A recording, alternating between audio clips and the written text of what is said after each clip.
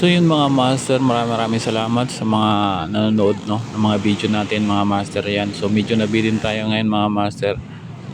Pangako sa sunod na round no, sa round 4 sa sunod na event is lahat ng category mga master is full video na natin, so lahat yan.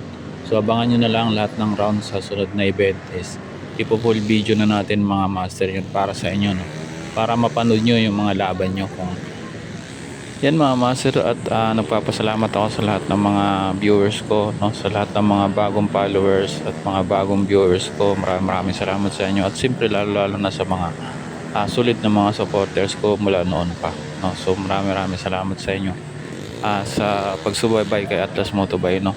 So pinapangako ni Atlas Motobike na sisikapin na maayos pa at mapaganda yung mga video na ilalabas ni Atlas Motobike no. So sa next round 4 is pipilitin natin na ibigay sa inyo yung bawat round no. So yun lang mga master, at siyempre yung content na to, yung para sa event is isa lang to sa mga content ni Atlas Motobike, at siyempre marami pang mga content katulad ng sa mga biyahe natin sa Movit. So yun mga master, maraming salamat, bye bye.